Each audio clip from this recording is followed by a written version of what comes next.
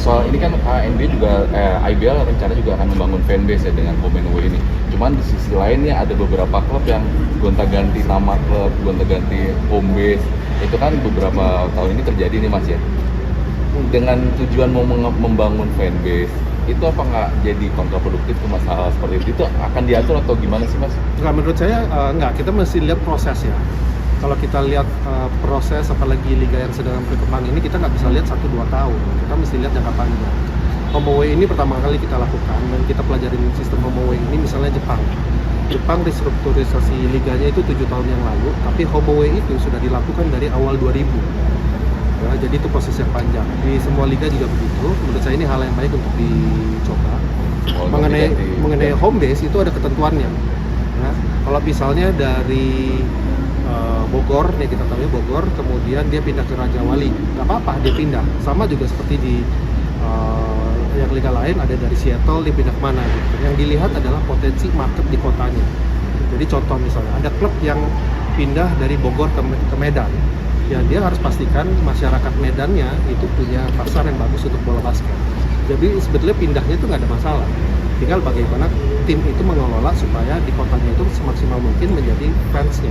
Itulah yang mau kita dorong selain format teknis dari home away ini, supaya fans itu menjadi pemikiran sebuah klub.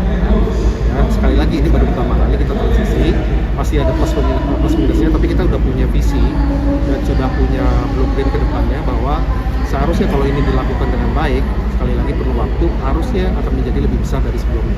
Itu tujuannya.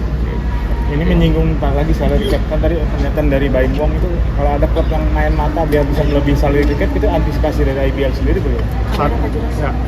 Satu memang hal itu sangat mungkin terjadi dimanapun ya. Jadi satu, yang pertama adalah begitu kita bicara kompetisi olahraga, fairness, transparansi, dan sportivitas itu penting. Jadi kesadaran yang ingin kita bangun. Yang kedua, soal regulasi kita ada. Apa yang kita lakukan sudah pasti setiap tahun itu, apalagi tahun depan ya. Yang pertama tanggal 10 itu mereka submit roster, kemudian diberikan waktu sampai tanggal 13 Desember untuk submission kontrak, di mana kontrak itu kita akan lihat nilainya. Kemudian kita juga bekerja sama dengan dinas perpajakan untuk ke depan ya, jangka panjang, selain kita mengecek laporan keuangan juga. Kemudian subjek audit pajaknya atau subjek audit investigasinya itu ada 2, klub dan pemain. Jadi kita tidak bisa lihat dengan klubnya saja.